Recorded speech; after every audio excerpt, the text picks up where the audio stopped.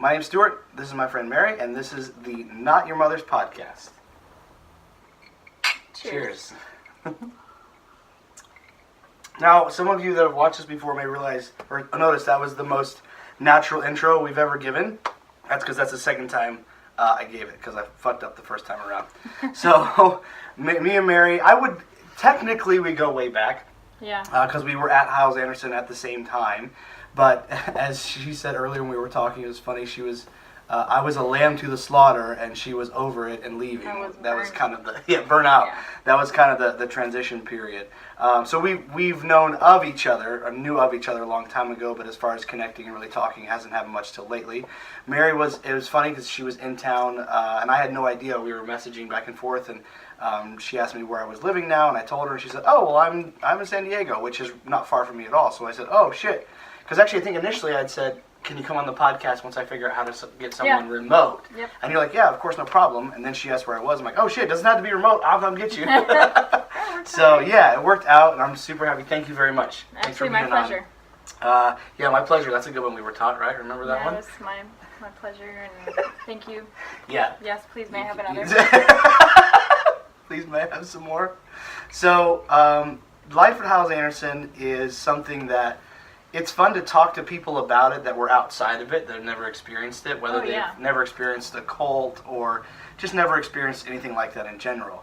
So we were talking earlier and just saying like how funny it is to have conversations with what I would call normal people, and then you'll tell them like, you know, some things that we're going to talk about right now. Like you'll tell them some wild and crazy shit, and they'll be like, yeah, no, I don't. And then you're like, no, really, that happened. That's real life. That happened to me, or I did that thing. Yeah. So, starting off, I guess I'd like to get into just college life, what it was like. Were you, and we haven't talked about this, I was heavily involved in the bus ministry until after tour. So, like, after tour's over, I was like, nah, no more. And I feel, I could be wrong, and we'll talk about tour in a little bit. For those of you that don't know or that do and want us to get to that, fast forward like 20 minutes, we'll probably get to tour by then. But I feel like that was a tour thing. Like, after you went on tour, then you're like, fuck the bus ministry, like, I'm good. That was honestly was so over the bus ministry by my freshman year. Really? That quick? Oh my gosh. Holy shit. I mean, I did it. Where were you? You had to be in C then? I was in B. No, I think I was in B, for a while, and then I was in C. Okay. Yeah, C is the worst. All I know is I hated it after because it was no sleep, you get back and... You weren't sleeping anyways, and then on the weekend you couldn't sleep either. No, so it was like there was no personal time. These kids did not like me. I didn't really like those kids. I got things thrown at me before, and you can't touch them. You can't do anything to them. Yeah. And it's just like, I want to. Well, I mean, but I didn't. Division leaders can, lawsuits, rape and stuff like that. But for sure. I know I'm not at that level. Yeah, I don't want to be at that level. Yeah, no one does. But I don't even like kids that much. But no. Well, the honesty's coming out from the get-go here. I love it. Jim. There you go. That'll do it. Jim Beam. So you were burnt out like not immediately, but within your freshman year. Mentally burnt out, but I still went through the motions until my senior year, and then I stopped going on the bus ministry completely. I was over it. I thought it was all a farce. Somehow, I don't know, I think maybe it was... No, I also didn't like eating goldfish. Did you eat some? Yeah, I had to do that every year. I ate live goldfish. And that's another crazy one that you tell people and they're like, nah, there's no way. Like, there's no way you're eating fucking goldfish. Do you see the trauma in my eyes? I ate from all the goldfish? In fact, I chewed a tail accidentally because I reached it down, came back up, I bit it down. And Mountain Dew kills them real quick. Oh, see? And I cried because I killed a goldfish. So internally I was suffering. Do you remember, did you ever have leftovers? Leftover fish? No, meaning like when you're done giving them to all the kids, that's what we would dump them down. Or, you would throw them out the window. They were horrible. Like, I literally was like, I'll just take them and, pet them. I don't know, anything. Don't kill them. Don't kill them. Just don't kill them. Yeah, the bus ministry was messed up like that. That was the worst. Let's teach our kids to hurt people. Yeah, that's a great idea. And fish. Yeah. So we did, I think, before I got to college, I did this one time. Before I got to college, I promised, because I was a bus captain before I went to college, couldn't get bus captain status at college, but before I got there, I was a bus captain. And I remember promising for every visitor that came, I would eat a goldfish. Oh, they brought a shitload of kids, and I was so fucked. Well, I didn't keep it. I got to like the 4th goldfish, and I was like, "Fuck this!" Like this is like, because I was used to doing one every once in a while. Like that was kind of commonplace. It was whatever I was used to. But man, once I got to like the 3rd or 4th goldfish, I was like, "All right, guys, like maybe once a Sunday for the next year. I don't know." But like, I was done. Like I was good. Yeah, Goldfish Sunday was interesting. There were so many promotions that we did. I know when I had John on, we talked about just some of the crazy stuff. We had a candy toss or candy throw or something like that. I remember I was on Gavin Corwin's bus route at the time. That is one of the last names we're allowed to use. I was on Gavin's. Right. I was on Gavin's, yeah, because he'll be fine. But I was on his bus route at the time, and there was a stampede because it was kids that wanted candy, and they was thrown out on the ground for them. And one of Gavin's kids broke his fucking leg. And we had to go to the hospital and him in there to like visit him after he broke his leg. Church is a seriously scary place. I agree. I mean, I've seen kids take, like metal chairs, like in the Sunday school services downstairs by that alleyway. I remember watching a kid take a chair and whip another kid over the head with it. Jesus. And a bus minister, whatever bus worker, comes over and tries to stop it. That kid gets hit. He gets hit with a chair. And I'm just standing there, and I'm like, I gotta go. Yeah. I'm out. I don't know. This is too much. This is done. Yeah. Done. This isn't. Security comes in for this like little 4-year-old. Like I'm like, what's going on? Like, this child's going to jail. Yeah, like it was that serious. That's intense. Yeah, I never. Well, I did run into a fight. I'm sure I've talked. I know I talked about it before, but I had a fight once on Willow Court. Not me, but I had a couple bus kids that were just getting. These girls were just beating the shit out of each other. That was interesting. Girl fights were always the best ones. Hair just everywhere. Yes. Yeah, that was the one had a hold of the other one's hair and would just whack. It was bad. That's the best way to go. Yeah, it makes sense. Bus routes. So the bus ministry was definitely a big part of your life at Hyles Anderson, mine as well. And I guess I was pretty gung ho all the way through until about my senior year. Like I said, after a tour, I ended up on.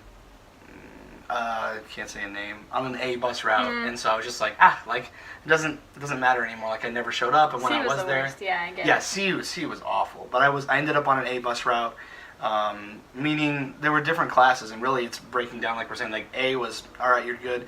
B was still, it was shitty, but not as shitty, and C was like, oh fuck. It was the areas, the ghetto. C yeah, was exactly. The ghetto. Yeah. Is where you got the kids that were probably sleeping outside anyway. Like I felt bad for those kids. They were not in good places. No, not at all. It was bad. So what she's saying speaks to, one of the big problems. Like anyone who's gone to college and worked full time understands, like you don't have personal time. You barely have personal time, and when you do have personal time, it's on the weekends. And so what Hyles Anderson effectively did was it took all of that away, because you're working your school in the morning, and then in the evening, unless Daddy paid your school bill, which happened for some people, but not for us. Which isn't a dig on my dad. I'm just saying. That unless someone was paying your school bill, then you were working in the evening. So you'd work in the evening, you'd get back, after dark. Sometimes, I think if you're working in AmeriCall, you could still work till 9 or 10, I feel like. 10 was the latest, I think, for 10, females. Yeah. Yeah. I think we could go to 11. I'm not sure. But I was at AmeriCall some part of every year I was in college. And so we would go, and then you'd work till late, and then you get back, and that's when you do, if you had homework or something like that, that's when you get your homework done, or you try. Yeah. And, God forbid you try to have a dating life in the midst of all that. Like, that was just nearly impossible. So, trying to, check all the boxes and do everything that you were supposed to do was pretty close to impossible. So, and like what we were saying about the bus ministry, having that going on the weekends made it that much worse, where it was just like, fuck your life. You don't have time for anything. No, your life is not yours. Yeah. I mean, they make it quite clear. It's Jesus' life. I have more time. I have more free time in the military now than I ever did in college. That's an interesting distinction, because I've talked to another friend of mine who's in the military as well, and he has expressed to me that and I'm not saying this has been your experience, but he said, I've been treated far better by my superiors in the military than I ever was by my superiors at Hyles Anderson College. Absolutely. Yeah? I 100% agree with that. Really? Well, yeah, because at the end of my Marine ceremony, right, you're done with your boot camp, right, they hand you an Eagle Globe and Anchor crest, and that's yours to keep. And there's something you earn from that you can never lose. Yep. You go to Hyles Anderson, they hand you a shitty diploma, yeah, and then they still look at you and say, well, you're not married, and you probably never will be married because you're not good enough. So, yes, I'm treated so much better in the military than I was ever at college. Yeah, that's a good point. And like I said, I think it's an important distinction. And a big reason is because I feel like a lot of people that are watching this either know of Hyles-Anderson or know who we are. But I think it's an important distinction because there's so much from the beginning. I could be incorrect, but I feel like I've talked about this before. Jack Hyles claims to have been a paratrooper. Yeah. And Ray Young is really big on his dad's military service, and it's very important for him to let everyone know about. And I think, and there were other people, a guy by the name of Brian that was there when I was in school, and a lot of people that either have a military background or want to talk about military shit all the time. Mm-hmm. So I feel like they put themselves in a position of like, I feel like, wasn't that a phrase? Like, we're the boot camp of fundamentalism or something like that. Yeah, they would say that. Doesn't We that are sound the right? basic training or boot camp of fundamentalism. Yeah. And at the time you think, oh yeah, definitely. Because you haven't experienced it in real life. But no, they're worse than boot camp. Yeah. Because there's no lessons you learn out of it except that life sucks and it's supposed to suck and that's how life is, so get over it. Because Jesus. Exactly. Yeah. There's no true meaning or purpose to what they do. In the military, at least you have that. Yeah. So. Yeah, that makes perfect sense. And then I do like what you said about your ceremony, what you get at the end of it, and Hyles-Anderson. I didn't know you were going to go there with that, but it makes so much sense. And I've had, dovetailing with that, I've had a buddy tell me, very close friend say, he graduated, and Scott and Hyles were very big on, just come here, let us train you, and we'll get you a job. We'll get you, not a job while you're in college, but a job when you get out. Mm-hmm. And this friend of mine has told me on more than one occasion, like, he graduated. He, not flying colors, but he did good. He graduated, he got married, and then he said, okay guys, I need a job now. Yeah, well, sorry. So you really, not only do you not get what you're promised, you also, if you talk to John Keister, you hear a lot about this, you also get an unaccredited diploma. I still have mine. I really need to burn that. I just realized, mine's at the bottom of a birdcage. Yeah. That's terrific. That's what it's good for. I love it. It's perfect. Yeah, it's useful in that way, right? But I looked at mine the other day and I realized one of the signatures on it is Jack Scott, who's doing time right now. Yeah, mine is signed by a convicted criminal. Yeah. So I realized. Cheers to that. Yeah, exactly. So I realized looking at it, I was like, oh, I really, before I was like, I should burn it, rah. And then I looked at it, I'm like, no, I really should burn it or dispose of it in some manner. That's not good at all. Oh, so, man. Yeah, there's a lot, I think we're going to talk a lot about that, not burning diplomas, but just what we went through. So I know for me, I never got put in, I think the coolest or the highest level that I got to was tour, but I was never in a position of authority or anything like that. Not that I ever wanted to be, but I was never a bus captain or a dorm soup or anything like that.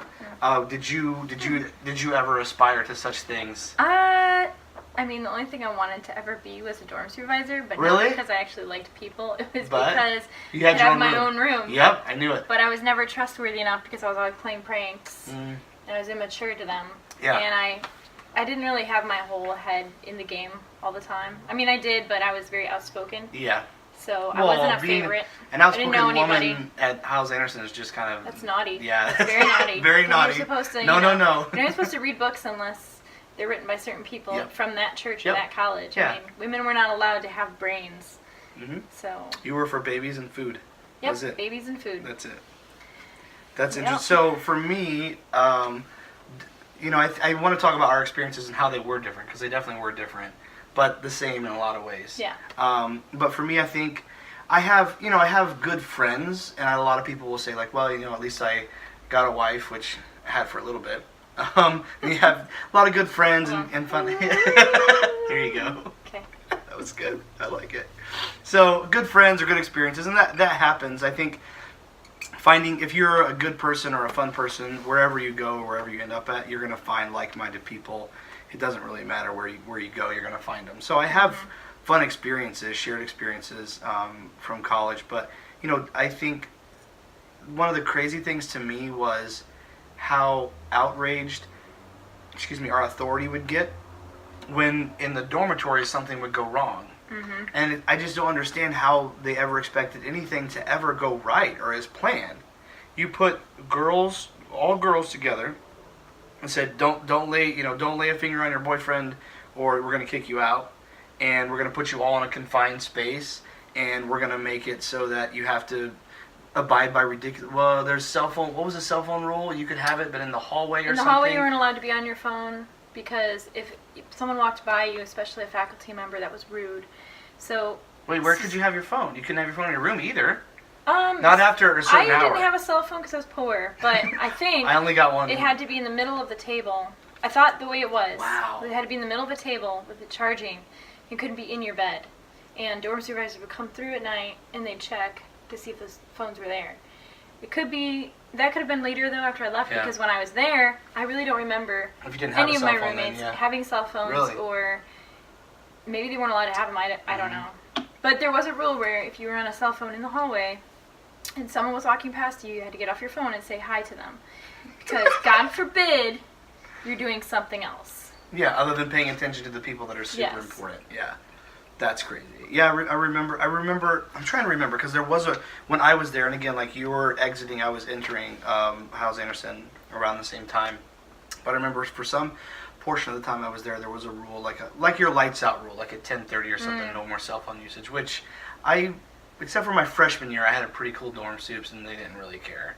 But I do remember sometimes when the rules were enforced in the dorms, it was like, wait, this is a rule? Like, this is just, it's so much of it's so bonkers to look back at and think about just the absurdity of it. I'm trying to think of more, like now nothing's coming to mind. I promise you guys, I will at some point have a rule book and go through it. I don't know with who, probably not by myself. It's like 165 pages long. Yeah, maybe it's longer now. Probably. I don't remember all the rules, but I know there was a shitload of them. And I remember, being in the dorms and just being it's just, you're barely sleeping and you're stuck with a whole bunch of the same gender and you're not going to get along. It's just not going to happen. I remember I had a roommate, I won't mention any names. For me, this is a funny story. It may not be if this guy, no, he won't see this, but I remember he worked at Dunkin' Donuts warehouse, which a lot of guys end up working at. Well, a few. He worked at Dunkin' Donuts warehouse, and so they would steal stuff from the warehouse. Like, I mean, that's what you do. Hyles Anderson, Baptist, you steal. Yeah, exactly. Yeah, that's true. Yeah, you got to eat something. And the dining hall food wasn't exactly the best. That was rough. He would steal like milk and orange juice and donuts and shit. So he'd bring those back. And so I naturally thought, well, you stole it, so you're not gonna have a problem with me stealing it also. Yeah. Not a big deal. It was a big deal. I got up in the middle of the night and I went over to, he had a little mini fridge. I went over to Josh's mini fridge and I opened it and I was sure he was asleep because I got back super late. Oh man. I opened it, I was trying to be real quick, and there was no light in it, so I'm fumbling around, found the milk, and I was thirsty as fuck. So I down like glug glug glug, oh my god, this is perfect. No, it was orange juice. All sugar, but it was delicious. I drank all that shit. I was super happy. I was about halfway through drinking it and I hear Josh go, Stuart, is that you? Drinking my orange juice? I was just like, put the cap back on and closed it, laid back down, never talked to him about it. We never spoke about it again, but I was very, I remember that now. There was another, someone who's commented, and we've talked back and forth before. I just used his first name, John, but I remember John getting, I was a roommate with John on Colston for a little bit, not John Warden, and he had, no, it wasn't John. John was my roommate, but it was someone else that I did this to. It wasn't John, I remember now. But I was always thirsty. Oh, God. I drank a bunch of his grape juice. Whatever it is you're thinking, I don't think it is that, okay. I hope. I don't know. But it looked bad on your face. What's going on? So I drank a bunch of his white grape juice or whatever. I drank a bunch of it. And he came back in the room, later on in the day or whatever, and said, who drank my grape juice? And I was just very, very pissed about it. And I wasn't going to, you didn't catch me, bro. I didn't fucking do that shit. But I remember very vividly, and again, it was not anyone named John, and I can't remember this guy's name. But I remember very vividly him saying, well, whoever drank it, you're going to get AIDS, because I have AIDS. So, I don't have AIDS. So, I was just like, I thought about it, I was freaked out for a minute, and then I was like, I don't think it's transmitted that way anyway, so I should be good. But it was just, again, that just speaks to how desperate and how frustrating it is to be living in this confined space with these people and always hungry and thirsty. Literally, you were always hungry and thirsty. Yep. And,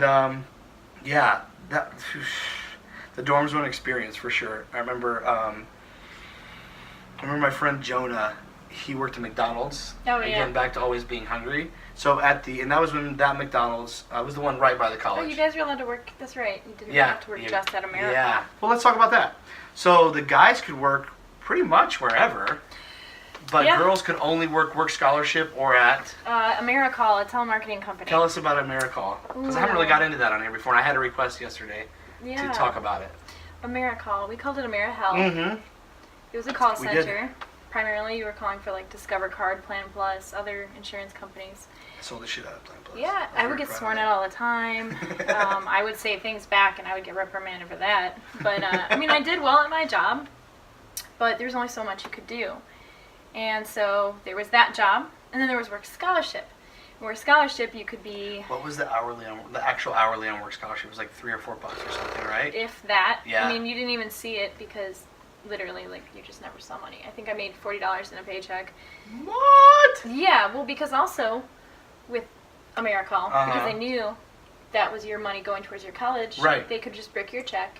It would go right to your tuition. So they would take your tuition right out of your check. Yeah. You never saw it. You never saw that ever. Like, I remember once. So where did you get your paycheck? I think I picked it up. We pick it up usually at the front. No, we usually pick it up at the front desk. But sometimes I'm like, oh, that's interesting. Like, there's money missing. Like, I know I made this much money. So the paycheck, the bank, whatever, that would run through Hyles-Anderson before it came to you, and then it would come to you at your place of employment. Yes. Now I didn't know if that was everybody how it worked. No, I heard that a lot. I know my freshman year and sophomore year for sure. Yep. They did that. Wow. And I was just appalled because I had no money for anything. And they were like, oh, well, tithe came out. You know, they take your tithe. They took out your tithe. They made sure you were doing everything for them.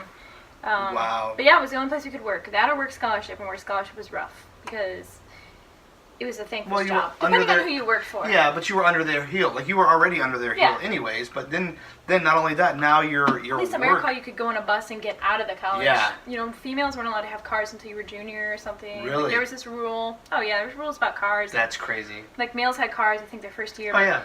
Females couldn't ride in a car with each other until...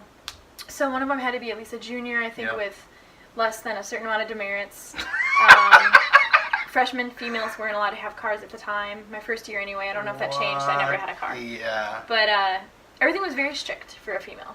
Then bedtime was even strict. Like, you guys could work past certain hours. Yes. I was never working past 10. I was always in bed at 10 or 11 at the latest in my dorm area. But I was never in the hallways after that. Jesus, that's and it's good to hear like that perspective from you because, like I said, the experience that you had and that I had while I was at the same place was still quite different. Yeah. So it's very interesting to hear, Mary's perspective and like understand that it's not. It's very much worse for the women. It's worse. Yep. It's bad overall, anyways. Like. It's a cult, you're suppressed, like all that. But like me, I didn't have a car in my senior year, but I borrowed people's cars all the time. I went wherever I wanted, within reason. I wouldn't go. I was just talking to, who was I talking? I can't remember. I was talking to someone about the bar and grill thing. Do you remember that? So a grill and bar is okay, but a bar and grill you couldn't go to. I don't think I ever remember. Well, you never had to run into the problem because you were never allowed to go anywhere. That's right. I never did. That's very true. I had ramen and Pepsi with food because God forbid we went out anywhere. Unless you knew someone. That was tricky too. If you were with a dorm supervisor or somebody, you could probably go with them in a group. But I didn't know anybody in my first few years. I stayed to myself. I mean, I had friends, but we were all usually either in trouble or on the same level. Yeah. So. Yeah. May have snuck to Walmart a few times. Oh no. Crazy. But that was just getting lit. That is another thing that I think is interesting is you talked about the buses. Pretty much any time as a female, as a girl, if you wanted to go somewhere, it was on a bus with a whole bunch of other girls. Yep. That was pretty much the way it went. We had a Walmart bus and a mall bus. And how often did those go out? I think it was Thursdays. I don't remember. So once a week? I never had money to go. I literally was like, oh, I need pantyhose. Better put some more nail polish on my pantyhose so that they don't stop running. Like, I mean, I was poor. Like, every girl was. And hose were a big deal. Like having pantyhose. You had to wear pantyhose everywhere. Everywhere all the time, right? Unless you were in your own room or dormitory. Outside of that, even playing a sport, which you normally play sports. They didn't have sports. But like we played volleyball in the gym sometimes. You still had to wear pantyhose. Yes, because what if a man walks in and sees this is the quote, jiggle, jiggle, rump, rump. What? That is literally what... If you see that bounciness under, all that women's skirts and dresses, then you're a whore. You're a whore and a harlot with a bad heart. So I've never heard jiggle. I own many pantyhose. Oh yeah, well you had to. Oh yeah, I had a lifetime supply. I've just never freaking no nonsense knew me very well. Yeah, you guys hung out. Oh my God, that is hilarious. For all those pantyhose. You can get more. I'll get you more.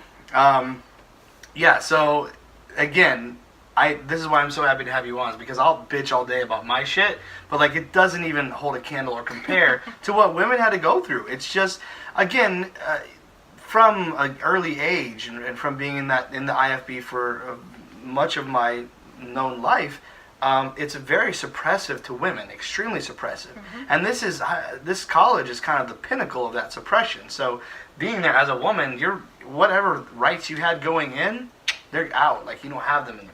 Like that's the end of the road for that shit. No, and then when you leave, it's the same thing, because you get married to some dude that was taught the same shit, that knows that it's his job to be the head of the household and to be worshipped by his wife and his children, and she's just there to make babies and food and be submissive and make sure she gives it up when she's supposed to. Otherwise, you're gonna go have sex with someone in the congregation. Like that is your life. After you leave college, if you get lucky enough to be married to a man of God, that is your life. It's true. So that's my rant. Transitioning a little bit, we both had the privilege of going on tour. Yep. So let me kind of run through that for anyone that doesn't know, and she could probably run through it better than me because I only went once. I was not supposed to go. I was not a favorite. I sang a little bit. I wasn't a good singer, and I was okay, but like I was not, like, I didn't have a big last name. And I didn't, they didn't like me. Like, Anthony didn't like me. The staff members didn't like me. I didn't get along with most of them. Yeah. I wasn't, she's told me some stuff. She's very outspoken, which is fucking badass. I was not nearly as outspoken as you were, so I don't know how you made it there that long. But I wasn't as outspoken, but I didn't get along. They were just assholes. Like, I would get called out in class often, like, yes, I'm talking to my girlfriend in class. Oh, I'm so sorry. Like, it's whatever. Like, this class is super boring. You're talking about Jack Hyles. He's been dead for a long-ass time, and I know everything about him. I studied him as a child. This class is extremely not essential to me. So, anyways, I'm not bitter about that class material at all. Yeah. Not even a little bit. Can't tell. So, that's just the experience. Is nutty in and of itself, but again, adding to it what it is for women is crazy. So tour is what we're going to talk about. We both went on tour you went for every year? You went for 4 years? He started this summer 2002. Two? Yeah. Well, 3 technically. Yeah. No, 3. Yeah, because you were there in 2. And my last one ended abruptly. 2006. Oh, we're going to talk about that. yeah, 2006. Yeah, so 4 years. Yeah, 4 years. So tour is you're part of a group of people that sing and play the piano, and you usually have a section of the United States. Did you ever go out of the U.S.? No, just went to I'm really bitter. We were supposed to go to Jamaica. Yeah, I heard about that. I was super fucking pissed. You guys didn't get I got my passport and everything, and then I don't know what happened, but whoever was doing the missionary work in Jamaica got in trouble for something, and then we're like, oh, we're not going to go anymore. Not surprised. Yeah, right? Par for the course. So you go through a specific land, Midwest, the East Coast, whatever, and you have a tour pastor that is basically a chaperone, and they're to make sure that everything goes smoothly to their standards, so to speak. And you have a tour pastor, and then you have your other group members, and you just go church to church. And it's nearly every night that you're at a church. It's not just Sundays and Wednesdays. No, it's every night. And sometimes during the day. Yeah, so you'll have, and all you do is you stand up, you give a testimony, or you tell where you're from and whatnot, you sing, and then afterwards, something I found out today, you're supposed to be recruiting like a motherfucker, like getting a lot of people to come to college. I didn't recruit a single person, and that's really the sole purpose of the whole thing. It literally is to get impressionable teenagers to think, oh, these people are up there, and they're all dressed alike, and that's totally normal, and they have beautiful voices, and they seem happy. They seem ridiculously happy, because we always had to be, She remembers. That was quick. Let me talk to you about it. I know you've heard my testimony 15 times. Let me tell you one more time. One more. And then I know once you hear the horror stories, you too will want to join. This is great. I'm going to make that its own excerpt. That was beautiful. So, so you stand up there and you give a testimony, you give an intro, and you sing, and then afterwards you sell your CDs and you chop it up with people at the church and you let them know, what the fuck college is like. I don't even know, really, because the follow-up part that she did so well. How many times did you get? 500. That's crazy. In like a span of 4 years. No, so. Still, that's I promise you. Our entire tour group didn't get 50, what? And if we got that many, it was because Matt was sweet talking. Our tour group had the highest selling. So I know our first year for sure, our tour group had the highest out of any of them because we had a certain people who were our tour directors, and they could just win. They could win people over, which was great on them, but it was very fake. But we had all those people. We had hundreds just out of our group. Jesus. And then through the year, I just became used to it. Like, that was what I was supposed to do. It's your job, yeah. So, kept recruiting, and... See, Mary looked at it as a job. I looked at it as, shit, I get to run around and sing all summer. This is great. Hey, I had to feed myself, Yeah, that's true. What was, we don't have to mention names, but I got lucky with, I'll just call them chaperones. Our tour pastor's our chaperone, really. I got lucky with my chaperone because it was whatever, like, we'd go out to eat, we'd go to nice places, whatever, like, I got treated very, very nicely, and I'm grateful for that, but I know, especially for the girls, and then some of the guys, like, it was just not, like, there was a budget, right, you had a credit card, and there was... $5 a meal or something was the top. We never went by that. We never went by that. I know. I was always hungry. Did you eat? Always. Now, did you eat sack lunches? Because I remember a lot of churches would pack sack lunches. Yep, we would do sack lunches. Like you didn't get enough of that at college. Yeah, I know. Tell me, give me a scary sack lunch because I have a scary one that I want to tell you. Oh man. I'm sure you can beat mine. But... I remember one in particular. I thought it was supposed to be tuna and I thought relish.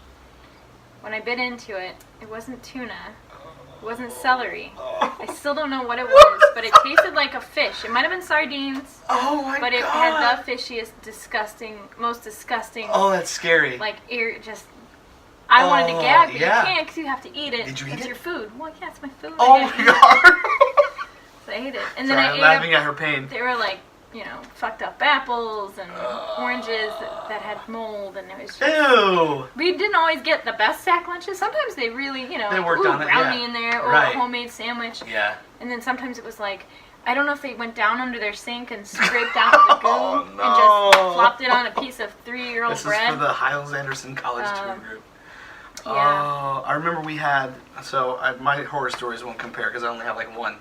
But I remember one place we went, they gave us the worst pancakes I've ever had. I don't know what was in them, but it was like they just took flour and like put it in the pot and it was like, there's your pancake. It was not good. Yeah. It's for you. Enjoy. It was delicious. Thank you guys. Then they packed our sack lunches and they told us what was in them. Yeah.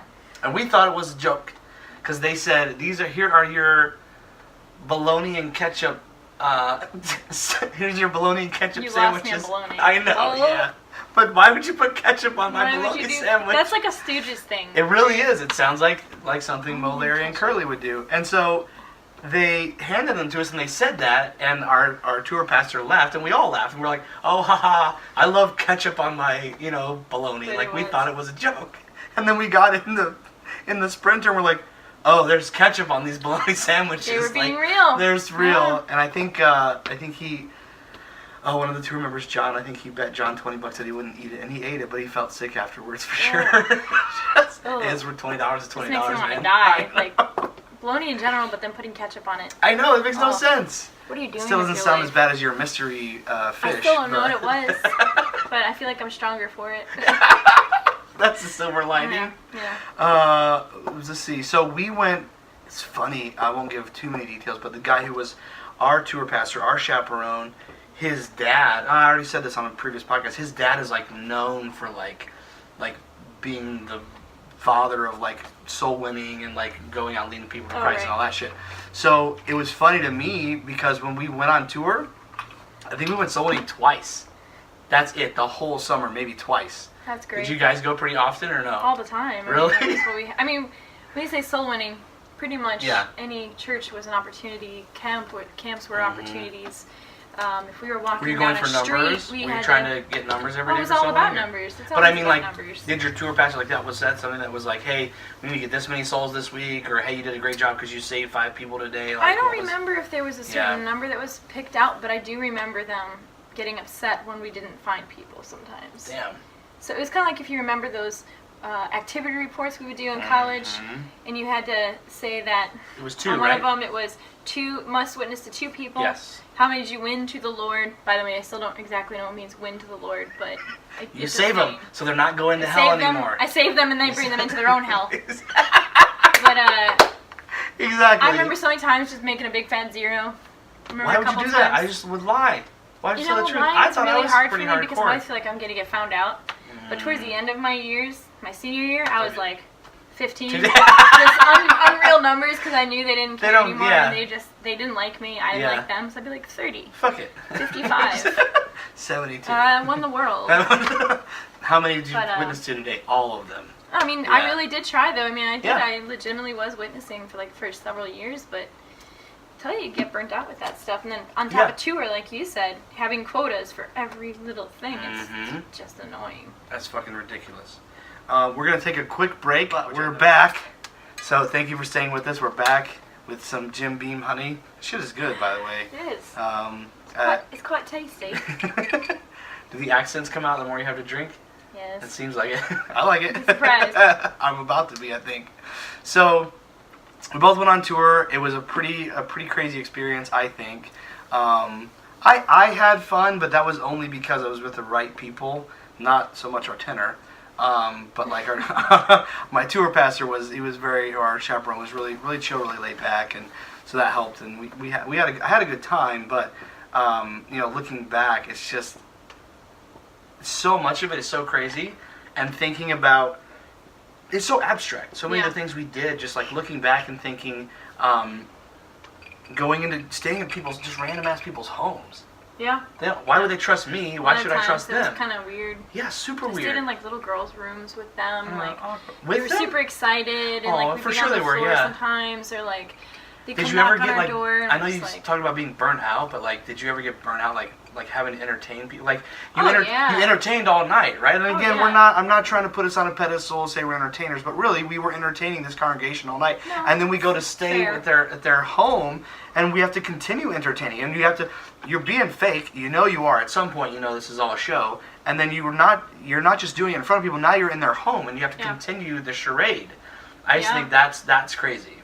It was literally like you get home, or you get to the home, and you think I'm free, I'm clear. And, they split the girls up. Usually be 2 different houses and whatnot. I read the rule book a couple weeks ago with John. It can never be only one person can stay. Never. It has to be. That's not allowed. Because you'll get pregnant. God forbid. You'll get pregnant if you're a girl, or you knock someone up if you're a guy. That's just it's true.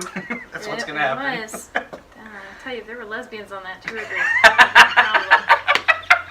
Or in the homes you stayed in. Yeah, you never know. It was a big problem. Miseducation. Ignorance wasn't necessarily bliss, unfortunately. It's just missed opportunity. Yes. We discovered that earlier. Yeah. So I guess let's transition now and talk a little bit about. I want to talk about you because you're the guest, and we want to talk about what you've done, what you've accomplished, and where you've been since Hyles Anderson. Okay. So what was it? I think we all have turning points. Well, we all do at different points in our lives that make us just shit hit you in the face, or you just realize like, okay, I have to make a change, or I have to do something different, or this is who I am, or this is how I feel. So we both are graduates. So I graduated in 2008, and you graduated in 2007. 2007. Yep. So when I remember vividly when I graduated. Did you listen to Southern Gospel at all? There. Yeah. When I could get away with it. Yeah, which is it wasn't so allowed. Funny. Yeah, no, I know. Southern Gospel. It was so funny to me that Southern Gospel, Christian Contemporary. I don't now though.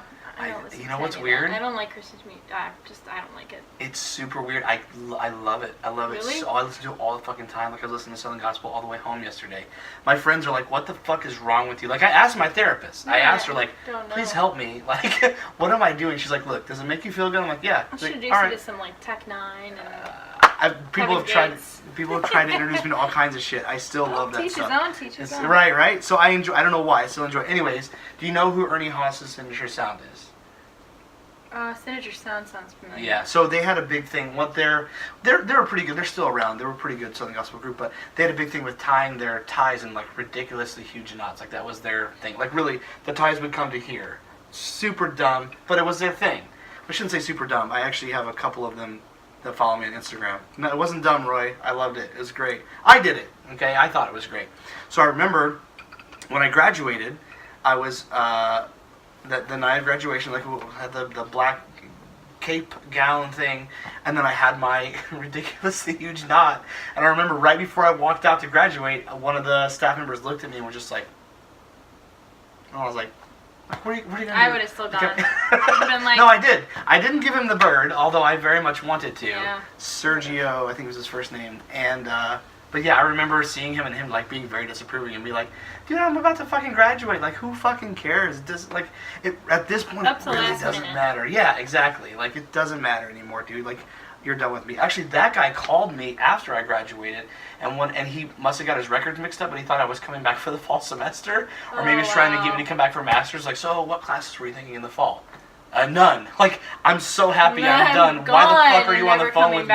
Yeah, so weird. Anyways, I want to talk about you, not me.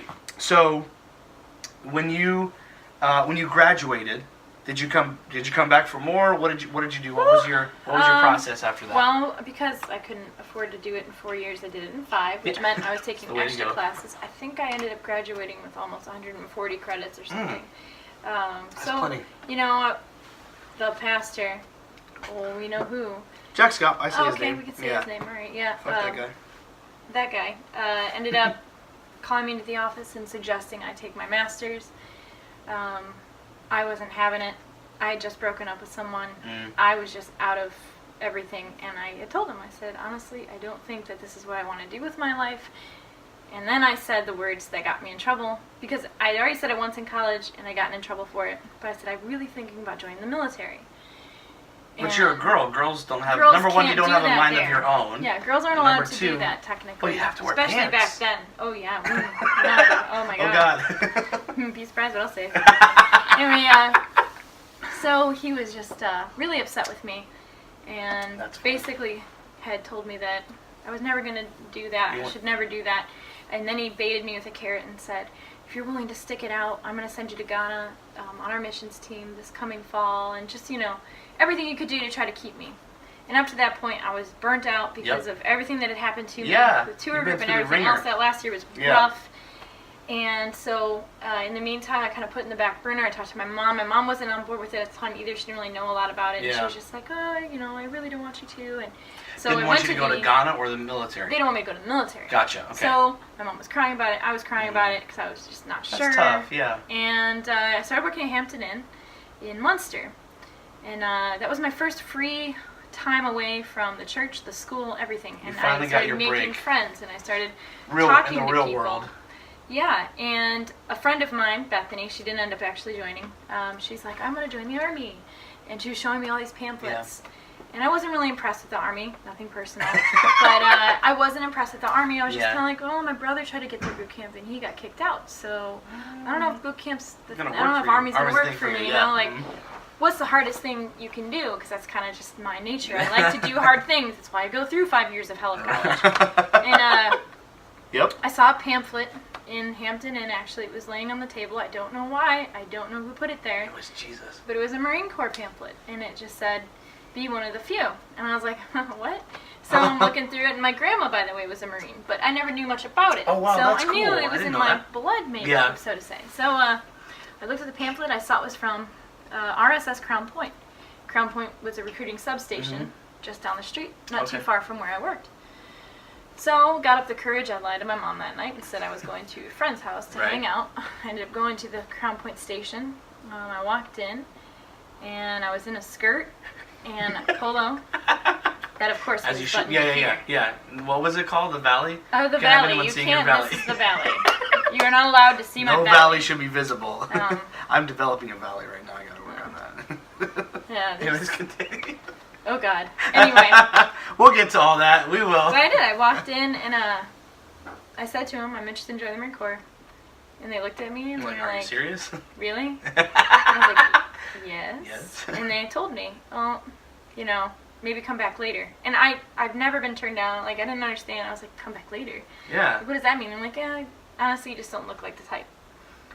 And it bothered me, because I was like, what is the type? You know? So I started researching, what's the type? And then I kind of let go of it for a while, because I was, like, kind of irritated. Yeah, well, it turns you off from it, right? Yeah, well, I was just kind of like, well, maybe I'm not the type. But then I looked back at my church, and I was like, I'm not that type. You're not that either. And I don't want to get married, and I don't want to be a missionary, and I don't want to do any of this. Right. So I went back to the recruiting station, and I said, I am the type. And I was like, I want to sign up. I said, what do I have to do? Yeah.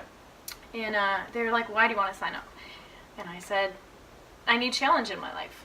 Everything I'm doing is planned for me. Right. I need something I want to do. Mm-hmm. 2, I want to belong, because right now, I don't belong to shit. Yep. Like, I literally, the church didn't like me, my college didn't like me, everybody was praying for me. I love those conversations. Yeah. Those are so much fun. And I just wanted, travel and adventure was one of the biggest things for me, too. Like, I'd never been outside of this area. Yeah. And after talking to the recruiter, he told me again to think about it. You really just, unlike anything I thought. A lot of pushback, I've seen these movies of, no, they come and they grab you and they sign you and you go away. I wanted to get the hell out, and I was just like, okay, it's not going to work like that. So, come weeks later, I go to the military entrance processing exam, whatever, take all that, I get my ASVAB done, and I pass. So at that point, my recruiter says, now you have to enlist.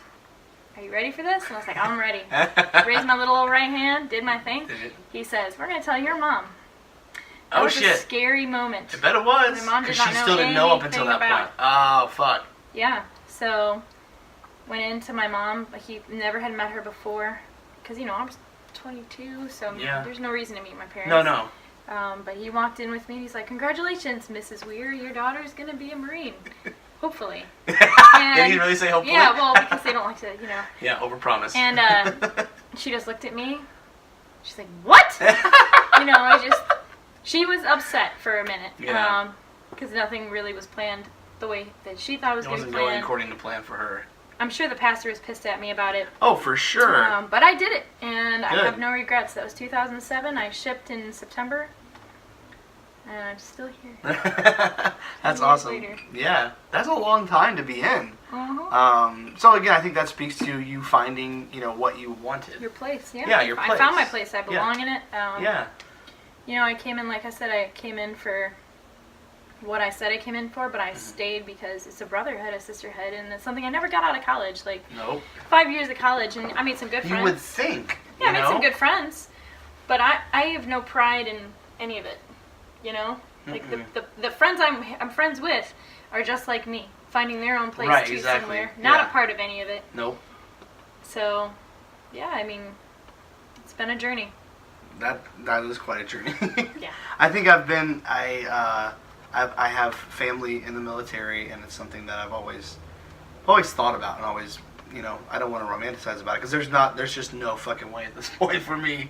But like, it's always nice to meet someone that has, that I know or have some background with, and it's always nice, to know who it is. Yeah. It's always interesting and neat to hear stories, and I think it's important to find your way, and it is. What I want to speak to is, I think it's kind of crazy that, like you said, 5 years and being in intensive situations in a dorm or on a tour bus or things like that with these people, and still forge friendships for sure. Yeah. But never, like you said, a sisterhood or a brotherhood or anything like that. Yeah. Even though that's what they wanted to pretend that all that was. Yeah, they did. They were like, oh, these are your best friends. No, they're not. Like, a lot of them are backstabbing bitches. Yeah. And a lot of them became lesbians, so they weren't as holy or as proper. A lot of them were fucking in churches and stuff. Yeah, it happens. So, but it's that. So. But I think it's important to point out, like, that whole religion that whole movement is grounded on women being very submissive and women being, just making babies and making food, and that's it. I know I keep saying that, but guys, like, that's all not at all true. But in that religion, that's all women are really good for. You're even the New Testament, it says to remain silent in the church. Like, you're not to speak up.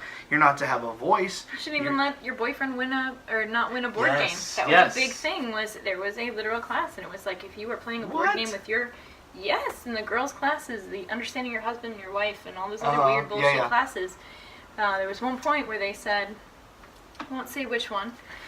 She said, if you you're can playing say a first game, name. That's not going to be a problem. No, that first name will give it away. Can't, unfortunately. I get it. Y'all will know. Yep. But she said, if you're playing a board game with your significant other, and he's not going to win, you're going to have to find a way to lose, because it's not okay. It's not okay to make him feel like he's less stronger than you are. And I was like, well, he's a bitch then if he can't win.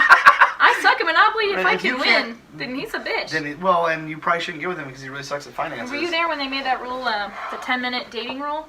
If you're sitting with a girl, talking to a girl longer than 10 minutes, then it's a date, officially. Then you have to call the parents and actually ask about a date. Yep, a date. Official date. You have to fill out the form. Yeah. What? Oh, yeah. It was official date.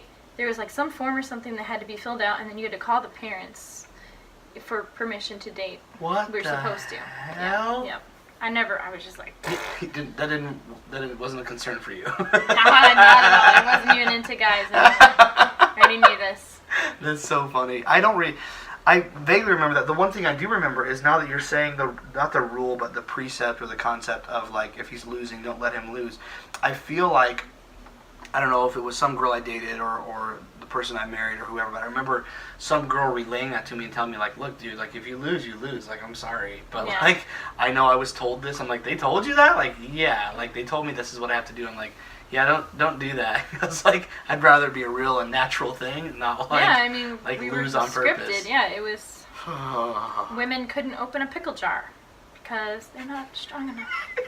I actually saw you were opening something, the sweet tea earlier. Yeah. I almost offered him, like, nah, she's got it. Like, I mean, I'm all about chivalry, not chauvinism. Yeah, I get it. Chauvinism is a different beast. It is. And I'm not saying, I tread on water here, like, very lightly. No, unless it's a name, women, I don't care. You know, they want to be a little more manly, let's just say. Yeah, I like being a girl. Yeah. But I like to open my own jar of pickles. There's nothing wrong with that. So if you're going to come at me and say, do I need help?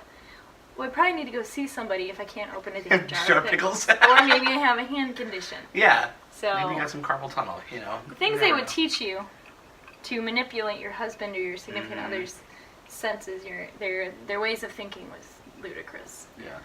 Definitely. Well, there's a lot of, like, I mean, the place the men are taught to come from is incredible entitlement. Yeah. You know, like, just the husband owns the wife. The wife is to be submissive, and I remember that being a point of contention every now and then, like hearing that whole wife is supposed to be submissive thing, and then they would try to redefine it and reword it. And it's like, you really can't, man. Like, you already said it. You already threw her under the bus and put her under your heel. It's done. It's over. Like, you it's did. True. So it is, like, in it's frustrating to look back. What's really frustrating for me is to not look back, but to look forward and realize that place and many others still exist, and they're still teaching that fucked up shit to people. Yeah. And they're getting away with it, and people are gobbling it up. People also got a Facebook page devoted to freaking Scott. Yeah. And it's called Remembering. Well, for one, he's not fucking dead, Wish. Sometimes something accidentally happened to him, maybe. Yeah, it wouldn't surprise me if he doesn't make it out of there. But, there's definitely people out there that think that too. But, like, you literally got a whole page devoted to supporting him. 200 some people. It's like he is a pedophile. Yeah. There's not another way to spell that out or to make it better. Oh, wait. It's spelled M-O-L-E-S-T-E-R. Okay. Gotcha. Technically, yeah. R-E-P-I-S-T. Technically. Yeah. Yeah, there's a lot of ways to spell it. Yeah, there is. It all sounds the same. It's the same. We end at the same conclusion. Yep. So, so you found, I would say, maybe being liberal with what you're saying, but, like, you kind of found your way via the military. Would you say that? Oh, absolutely. Like, that was a big push or a big help or a big tool for you to kind of figure out, like, help to find. Not that you find your identity in it, because I don't see that in you at all. Because I know people that's their whole. They're so wrapped up in it, and that's fine.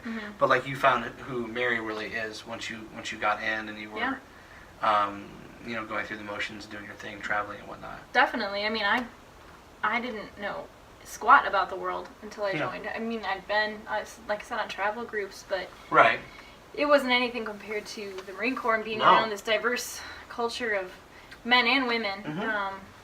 And beyond that, traveling to different places, experiencing those cultures, going through those different jobs that I went through, going through the different schools I went through, meeting those people, and getting the people that influenced my life to this day that I'm still grateful for. I mean, I can literally look at the military and name every one of my role models. I look back at college, I don't have any role models. No. I don't. I just don't. Yeah. Because I also chose a different life path than college would have given me. Yep. And it's definitely not me. I mean, like I'm not a Marine 24/7 in the sense that I say left, right, left when I walk myself, or put myself to bed at attention or anything. Right. But I love being a Marine, and I love the pride I get out of it. And I just, I found my place. I found where my identity lies. That's right. Through the military. It was the path that gave me the way to get there. That's awesome. So, forever grateful. Hell yeah. What if, and we don't have to talk about it much if you don't want to, but I just, this is coming from a slanted perspective, so forgive me. But I don't feel like being a woman in the military at all is a cakewalk, but especially the Marine Corps. That sounds like something that would be, wouldn't be an easy go of it. Yeah, let's put it this way, out of the 100% Marines, we have maybe less than 10% are female. Really? And females just recently, we upped our physical fitness standards. Okay. And quite simply, if you can't hack it, it is what it is. I mean, they'll train you to get there and they'll help you. But if you're just not willing to put out the work, if you're not there, then there's other branches you can join that have less standards. It is not easy because there's a lot of rivalry in general being a Marine. Yeah. So being a female, you're not only getting the rivalry from the males, you're getting it from each other. Yeah. Sizing each other up. Right. So it's definitely a different dynamic, but it's what keeps you going. Cool. So we hadn't really planned to get into that too much, but I just wanted to. You're here and you're on the podcast, so I wanted to talk about that. It's very interesting. Like you said, the dynamic is very interesting. Yeah. So thank you for sharing. So I don't know. I'll get into mine. Not been in the military, but to my kind of transition a little bit. And then if you want to talk at all about, religiously or God, where you're at or whatnot, feel free. If you don't want to, don't blame me, because that is very polarizing for me. That's happened a lot. But for me, and I know I've shared it before, but for me, what a lot of my not come to Jesus, but kind of like that kind of happened when I realized. When I took a deeper look at the people that I was close with and the people that I very much respected inside of the religion that I was in, the Independent Fundamental Baptist movement. By the way, I'm going to pause and say this because I'm getting a lot of heat right now for painting the IFB with a broad brush. This is a phrase that I've heard over and over again, and I don't know if Mary wants to agree or disagree. Totally get it either way, but my problem is when someone wants to come to me and defend themselves and say, well, I'm IFB, but I'm not like Jack Scopper. I'm IFB, but I don't think women should remain silent in the church. Then guess what? Take Independent Fundamental Baptists off of your fucking sign. Because if you don't want to be painted with a broad brush, it's really fucking easy. Just don't say that that's your religion. You can say you're Baptist. You can say you're Independent Baptist. You can say you're Southern Baptist or Missionary Baptist. There's a shitload of Baptists that you can be, but you don't have to put Independent Fundamental Baptist on the sign, or you don't have to claim IFB. So I think I'm going on a rant, and actually I haven't been this mean on this podcast ever. It's the Jameson and the Mary that's bringing it out of me, so blame it on them. No, I'm just kidding. But all I want to say is, if it just popped in my mind, and it's the fact that everyone has a different perspective. So people that come at me, their perspective is, well, how dare you say, like, we're all rapists or pedophiles. I'm not saying that. But what I am saying is, if you don't want to be counted with the rapists and the pedophiles and the fucking weirdos out there, just change your name. It's not hard. And I know that's a big thing that's preached against. If you remember, like, changing the name on the sign is like the end of the world. And in fact, there's a pastor in the Indiana area right now that's really going through it, getting a lot of negative feedback because he's changed the name, or is in the process of changing the name on his sign, so to speak, from Independent Fundamental Baptist, as he should, or taking Baptist off the sign. Take it off. What does it matter? If you don't want to be counted with those people, then don't then don't associate and don't put that name. Don't. I've had plenty of people in comments and direct messages and text messages tell me like, well, I'm IFB, but I'm not like the rest of them. Then you're not IFB. That's just the end of the story. Like, if you, I'm trying to think of a normal way to equate it, but I can't think of anything. It's just fundamentalism isn't normal. So there is no normal way to equate. I agree with you 100%. There I think that it's with anything else. Like, yes, every area, everything in life is going to have its bad areas. Yeah. But when you have such a concentrated mass area of sexual misconduct and abuse and culture that raises you to treat your women like nothing better than a slave. Yeah, absolutely. Or a chef. Then you are part of that if you continue to stay. That's like if I stayed in the military and... There you go. See, I knew she'd come up with something. It's just how I think about it. Like, yeah, but if there was this ongoing... If there was an ongoing, just in the Marine Corps in general, if there was an ongoing pursuit of sexual misconduct as far as with females, or something that was so bad that it affected 25% of the Marine Corps, then I would probably consider getting out because I don't want to be associated with something that has a shitty name. Yep. But what we do, and this is just as military, is when you do something bad, you go pay for it. Either whether it's you go to jail or you get in trouble for it, and then you don't do it again or you get kicked out. You get kicked out because you're no longer going to be associated with that part of the military. You don't have the core values it wanted in the first place. They continue to keep the bad apples, the bad people. They just shuffle them. So if you're going to continue to stay in something that's still going to keep those types of people as your leaders, then you're part of it. That's how I got to say on that. I agree, 100%. I was trying to pontificate and put it very well. She did better than I could ever. So thank you. No, that makes it's. It's so true. Yeah, and it's really like what I was trying to say and what she said eloquently is it's common sense. It's very simple. It's what you're kind of, I don't know if inversely is the right word, but saying it a different way is just kind of saying like, if you do this bad thing again, you're out. Which makes sense. Like, that's what happens at work. That's what happens in a lot of places. That's what happens, in, I don't know, forums and groups and a lot of groups of people that game together. Like, in almost every social construct, that's how it works. That's why we have prison and jail. That's why we have laws. And are they flawed and is the system flawed? Yeah, for sure. But we have these constructs for a reason, so that when someone keeps fucking up, we say, okay, you don't get to fuck up in here anymore. You got to go over there, or you're going to get locked up, or whatever it is. It's just, what she's saying is right. Like, instead of saying, okay, dude, you fucked up, you're out. Like, well, you fucked up, but it really was her fault, and the way she was dressing, she was asking for it. But that's a phrase. It does backsides and bust lines. as she would say. Oh man, it's true though. God forbid. There's a stigma around women in that cult when it comes to misbehaving, so to speak. Whether it's sexual or whatever it is, it's always their fault. I can't tell you how many times I've heard the narrative or seen it play out where it's whether it's man, we're getting into deep waters, and I'm happy. Whether it's a youth pastor, a pastor, a bus captain, whatever, that fucks around, whether the girl was underage. I'm not distinguishing them. I'm just saying, like, he fucks around with a woman, the woman gets sent away, the family gets shunned. In fact, the incident with the leader at First Baptist Church, Hammond, if I recall correctly, and I could be incorrect, but I believe her family is no longer allowed to attend. The girl that he was with, her family is no longer allowed to attend the church. Wow. Yeah, and I should fact check that, and I will. For those of you that are naysayers, love you guys. What did Larry Smith say? Did you send me that clip earlier? Love ya. God, love ya. Praying for love ya. Praying for ya. Money. Bring Estelle. Bring Estelle. My wife Estelle's not a trophy winner for looks, but she can win a soul.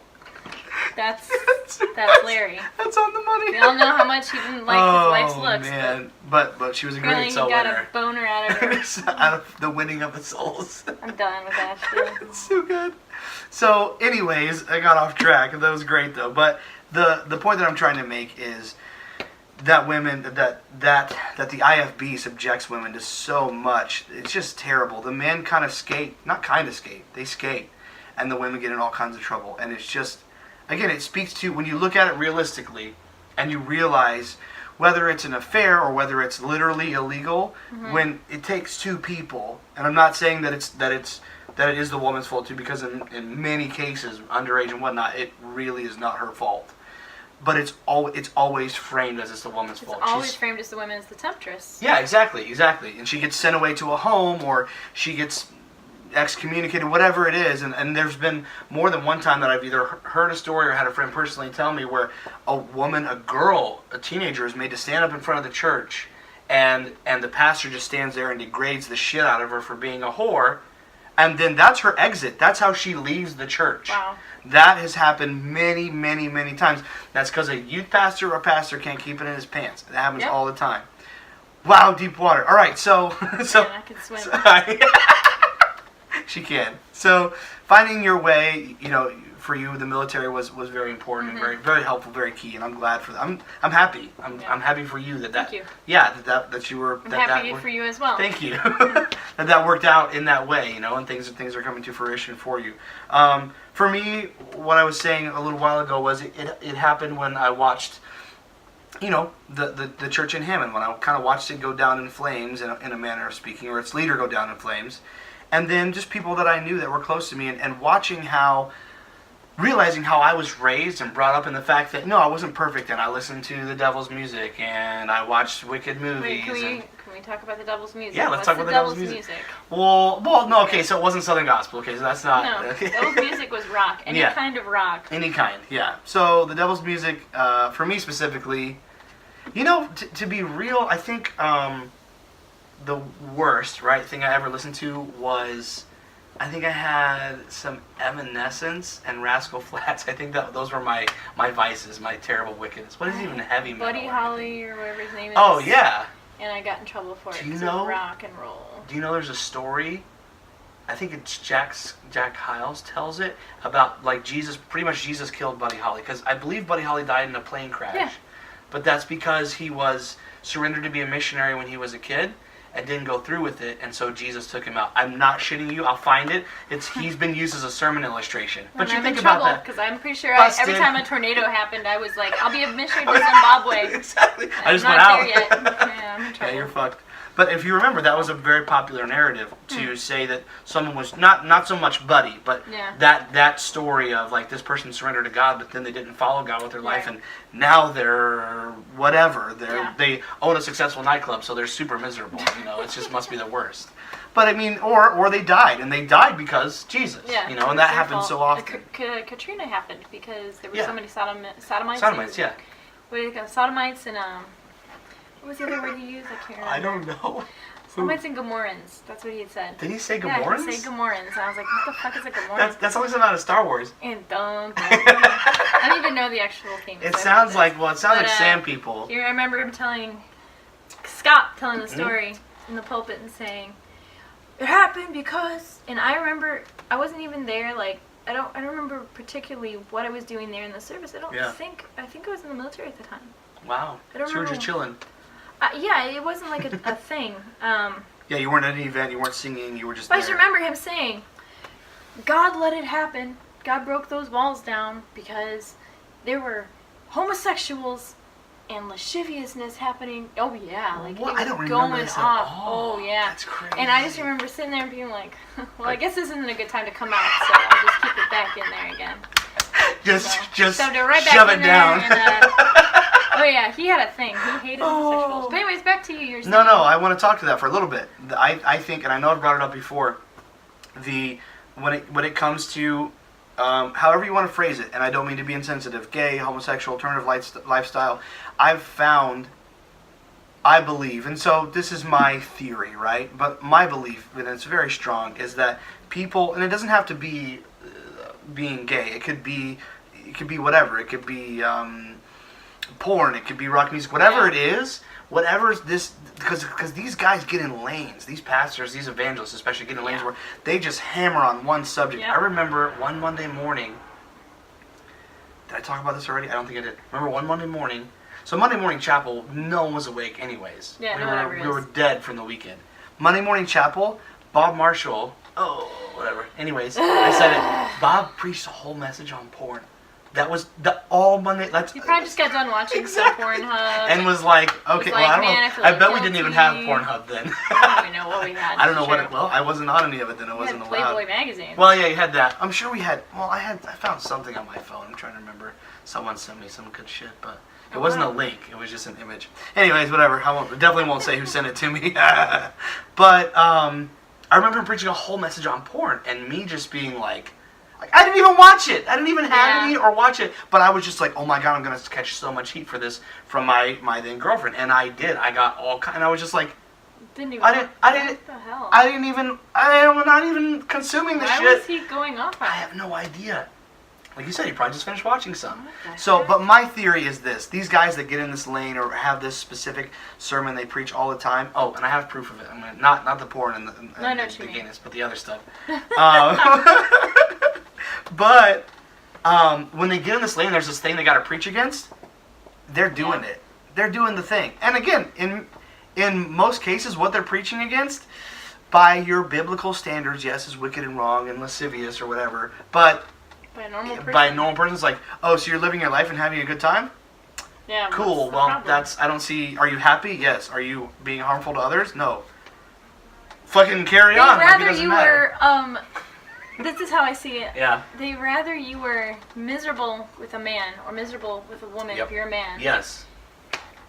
Than you were ever happy with the same sex. Same gender, yeah. Because God forbid, you just can't be happy that way.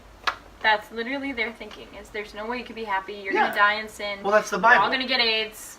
I'm still waiting. Yeah. Still waiting on those AIDS. The clock's ticking, they're not here yet. They haven't showed up yet, so. Cheers to my Cheers, yeah. Cheers to your lack of AIDS. That's terrific. But again, I see what you're saying. Like, it makes a lot of sense. You can't, because that's the Bible. It's an abomination, right? So as the Bible tells it, like, that's just not something that God's okay with. And these people serve a very angry God. And so God's angry with you because of your life, because of the way you want to live your life and who you want to love. I think for me, one of the biggest, we're on this now. Here we go. Yeah, we're down there. For me, my moment when I was like, okay, this is really fucked up. And I was still IFB. I was still Independent Fundamental Baptist. I was living out here at the time. But a friend of mine who had gone to college with and who came out, I had some dealings with. We were trying to do some business together. He was in the car industry, and I was trying to help him with social media and whatnot. And so we were talking on the phone. And we had a great conversation, and we're good friends. But at this point, I knew that he was gay. Excuse me. But we had the same conversation we would have had, before I knew that. And everything was, it was just, I'm not going to say a name, but it was just the same person that I knew before. So for me, what was when I got off that phone call and this rush of almost guilt came in because now I had talked to a gay person and I was nice to them and that's not okay. Yeah. Then the normal, whatever, actual humane part of me jumped in and said, this is the same dude that you went to college with. You watched the Bourne movies, all of them in his basement. Like, you guys hung out, you were friends, and now you feel funky because he loves a man? Yeah. So what is that doing to you? What is it doing to you? And how is he different from the guy that you watched movies in his basement with? That's the same guy. For me, that was the moment of realization where I was like, look, this is the same person that I knew before that I'm still friends with, and it's the same friendship and the same person. Why do I have to, just because and there's a million things that no one ever agrees on everything. Sure. So like there's a zillion things we don't agree on, but just because I don't agree on that specific part of him, why do I need to judge or be a dick about it? Or like, well, I can't really be his friend anymore. In fact, I was receiving from a family member at the time, I was receiving a lot of pressure, like, you can't do business with him or be a friend with him. I'm like, he's still my friend, and he needs help, and I need money, so what's the problem? Wow. Well, he's gay. And I was like, it doesn't fucking matter if he's gay. Like, it doesn't matter. Yeah. Like, it does matter because that's what he chose, and he's happy. So in that sense, it matters. But in the sense of my friendship to him, it is of no, I can't think of the right word, but no consequence. Yeah, it's of no consequence. It doesn't matter. It's great, good. You're happy, I'm happy, then what do we need to fight about, So... Yeah. But yeah, that is a big thing in that side of that religion. Like, you be with a woman and be miserable if you're a gay man. Be with a man and be miserable if you're a gay woman. Yeah. And it doesn't matter because God's happy. And then your feelings will eventually come out, and you're still going to get excommunicated later. So that's cool. It's fine. It's fine. And that's happened. Yeah. I don't know how many. I'm sure many, but happened. I'm close with a couple people that are just like, Same. you know, we've come out and now we're just. It's the same as it would have been before. Just now you have to deal with the. Now you have even more baggage to deal with. Right. You have to deal with fallout of a marriage or a divorce or a relationship, like all that shit. It's just. It's not worth it. I can't imagine how it would be. Yeah, just be happy and do your thing, man. All right, so I think that segues well into dating. Yeah. Let's go. No, I'm fine to talk about that more. Dating's but good. Dating, I want to talk about dating first at Hyles Anderson. So, dating where we went to college. Here's the and I know me and John talked about this, but this is your first time on, so I want to talk to you about it and get a different perspective.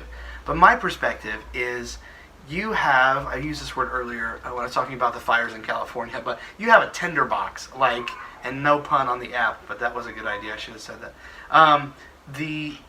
You've got these people that aren't, again, let's go over the standards, which is the legalism. You're not allowed to kiss. You're not allowed to hold, college, for college, well, and growing up, too. Oh, yeah, growing up, the same thing. Yeah.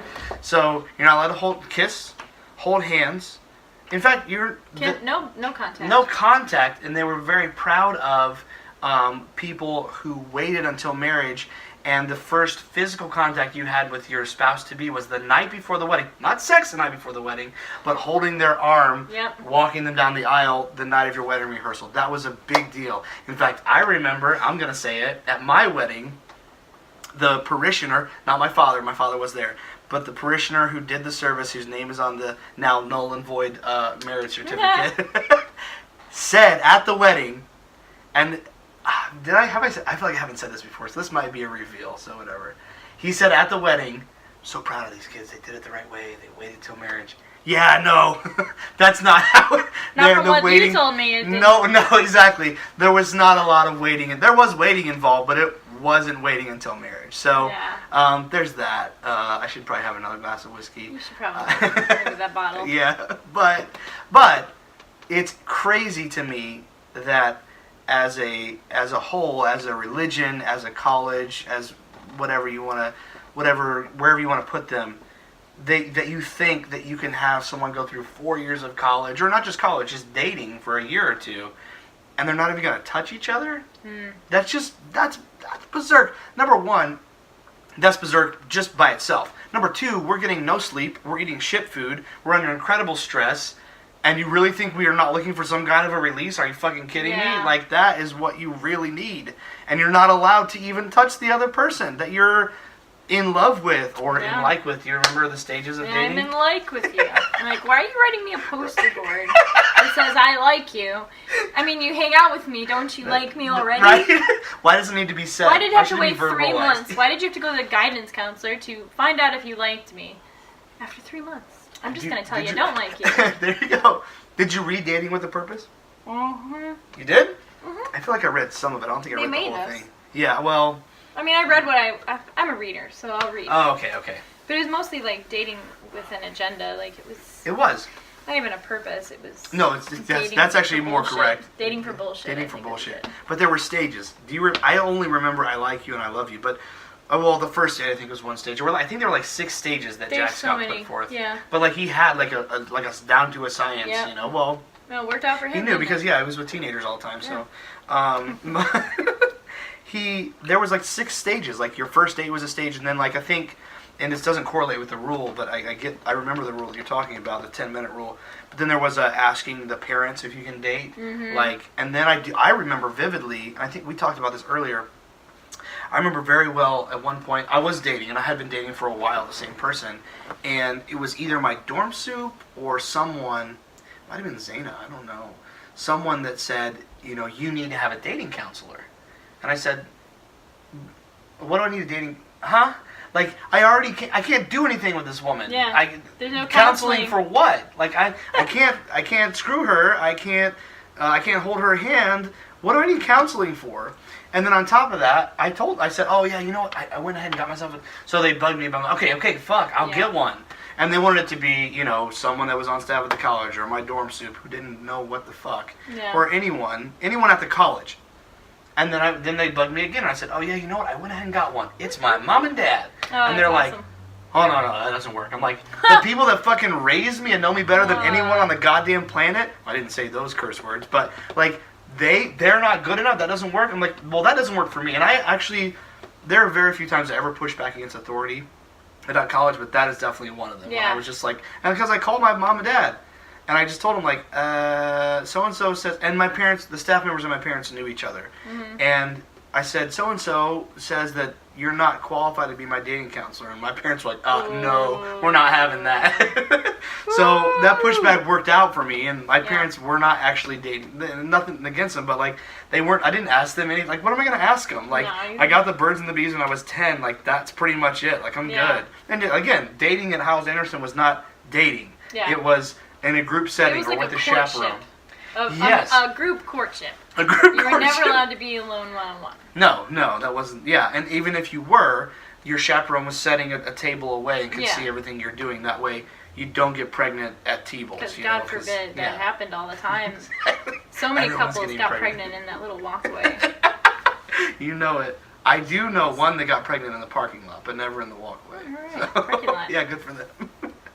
But so dating at Howes-Anderson was crazy, and I think for me one of the craziest parts is that you it's not a normal, it's not even dating. You can't even call it that, because we've been out in the real world, we've dated, we know what that's actually like, and it's kind of, for me, it's kind of a relief. Yeah. It's like, not the craziness, but just taking someone out to dinner and going to a movie, something like that, like, it's great. It's terrific. It's relaxing. I enjoy it, and I'm not looking over my shoulder, worried about what time I get back. Is my pass gonna expire? Is someone gonna see me here? Because I'm not sure that I'm obeying all the rules to the letter. Like, it's a whole different experience. But dating at Howes-Anderson was, you jump on a bus with 30 other couples and go to Chicago in the freezing cold and go look at Christmas lights outside.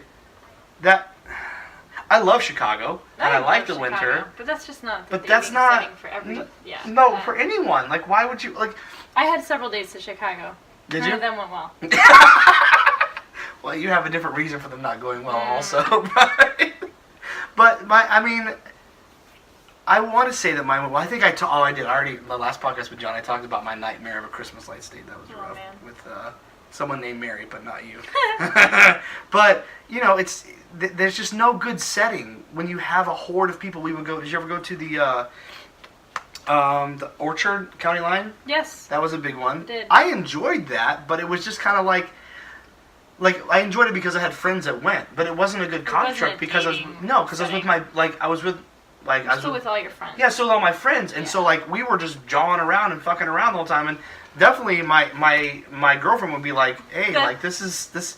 Why are you just joking with your buddy the whole time? Like, well, because he's here and this is my buddy. Yeah, this is not a dating setting. Yeah, it wasn't a dating setting at all. So, and I do remember I never got stood up in chapel, not stood up in the traditional term, but there was a thing, I think you probably remember it better than me, but the whole writing a note and putting it up on the chapel, on the yes, on I the got podium. match made a million times. Did you really? Yes.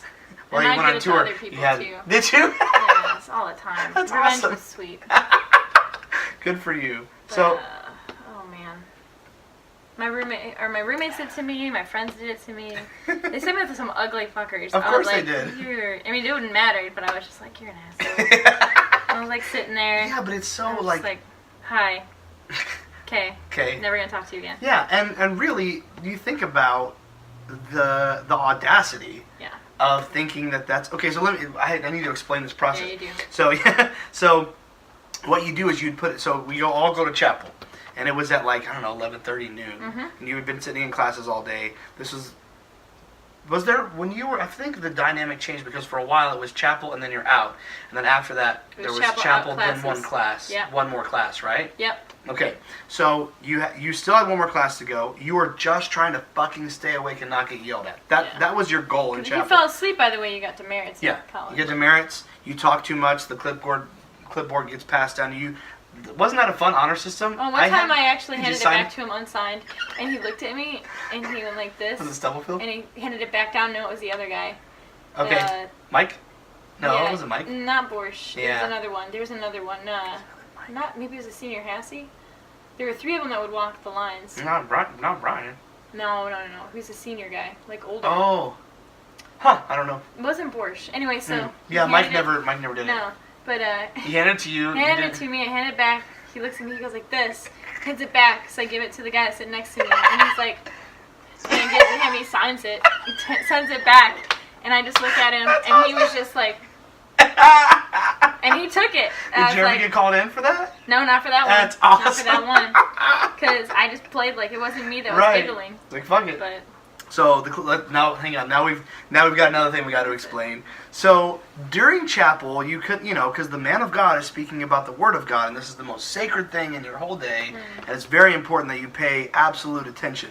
So during chapel, some of the people that were involved with the discipline at the college, whatever you would call it, handing out demerits, offenses, whatever, they would walk around with a clipboard, and if you were misbehaving, they would during chapel, well, this is the most sacred time ever, they would pass a clipboard down to you, point at you, and tell you to sign your name because you were misbehaving, hand it back, and then you got, I don't know... 5 demerits. 5 demerits? 5 demerits. Yeah, well, you remember well. I remember well. At first I thought it was offenses, but I'm pretty sure it was demerits. Yeah.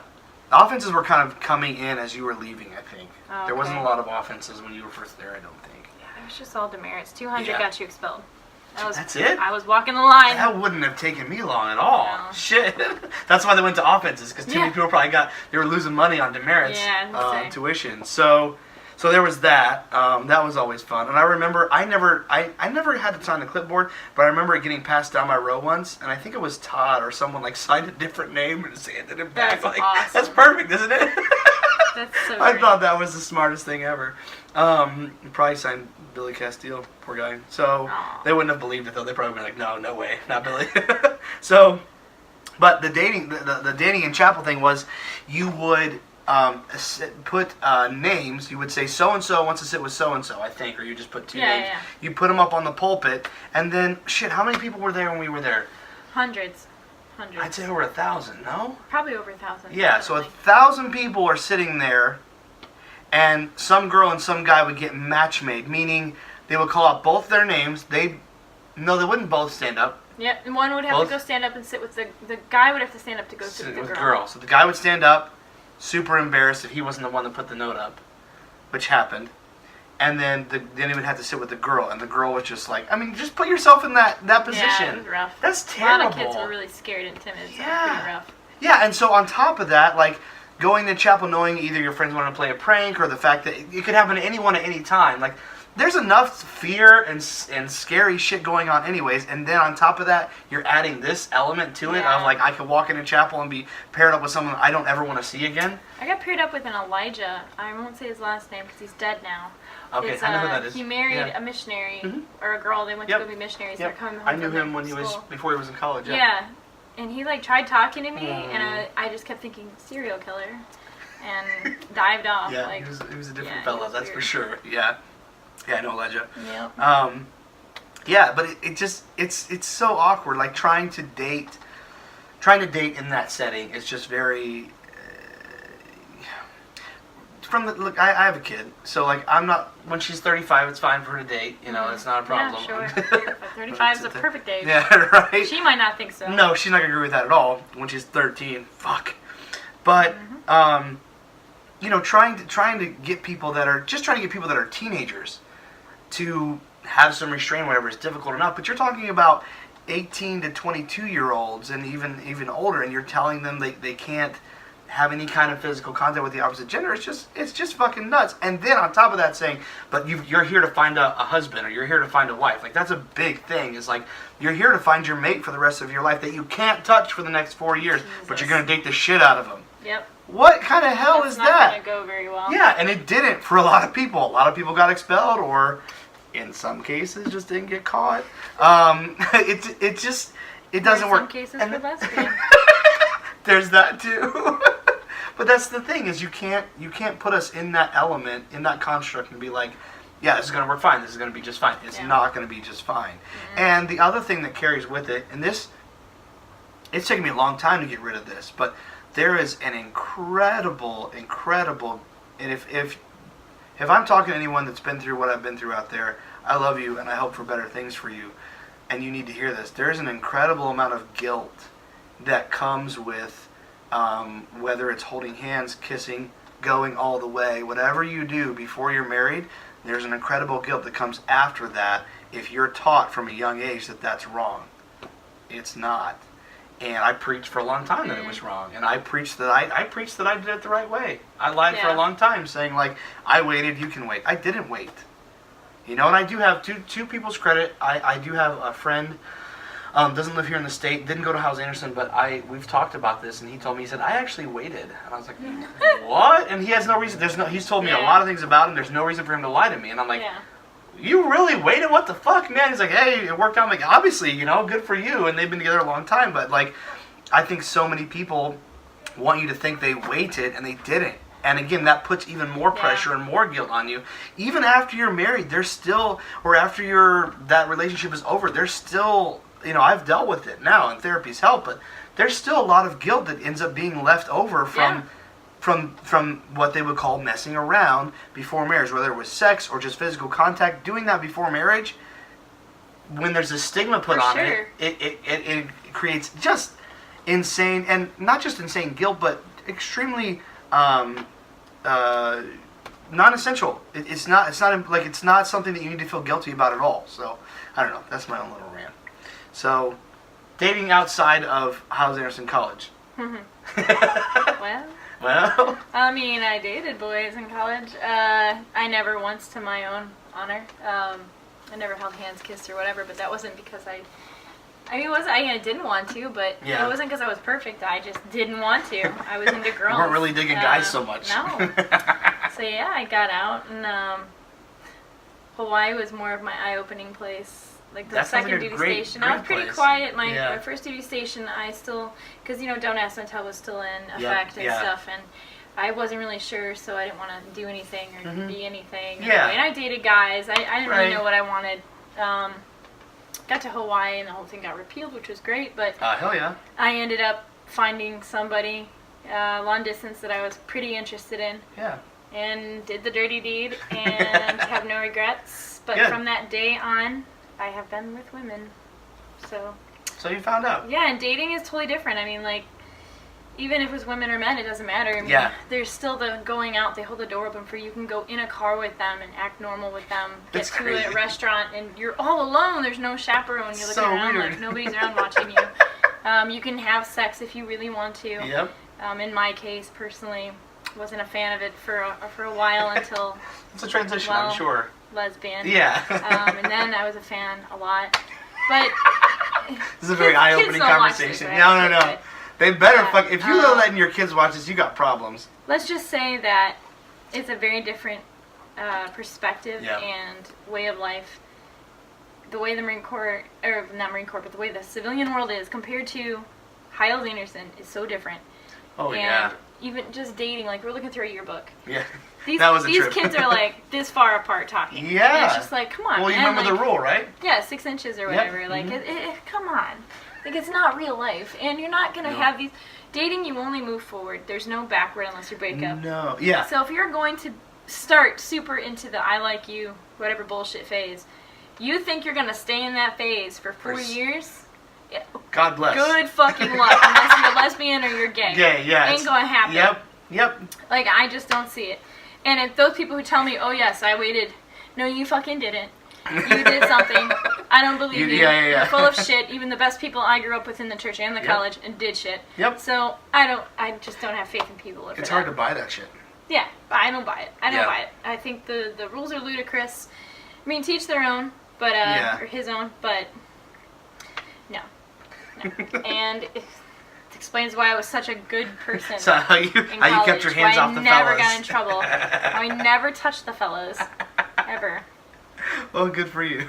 Yes, I'm proud of myself. Good, I'm proud of you too. Wasn't even really, like, I couldn't even really tell if I was into girls back then. I think really? I think I knew I was. There was a lot of noise for you, I didn't understand it, Like, there was just so much else going on that dating in general or liking people in general, I just wasn't like that. I was more into playing pranks and being myself, like having friends. Yeah. But I mean, that's paid off for you. You're happy. You're doing what you want. You're being who you want to be. Exactly. And I think it's important. I think it's very important to value your journey, because I don't feel like I don't feel like our journey ever ends. No. As long as we're alive, I feel like we're always changing and always figuring something out. And this, the age-old phrase, like, you learn something new every day. Like, your journey just continues. Like, there's not this finality until death. I was watching. Do you ever watch Comedians in Cars Getting Coffee with Jerry Seinfeld? Yes. Oh my God, I love that shit. Did you watch the Jim Carrey one? No, I didn't get to watch it. Oh, you've got to watch it. It's on Netflix now. I don't know if you saw that. Watch it. It's so good. So Jim Carrey talks about life and death. And I know Jim's been in some weird places lately. I don't know what's going on with him. But this was a while ago, before all that. I think he's really trying to promote Jim and Andy. That's on Netflix as well. But he talked about death. And I'm not suicidal, calm down. But I feel like he made such a good point. And he talked about how every day is a new, and there's nothing wrong with challenges and striving to be a better person. That's all good and fine.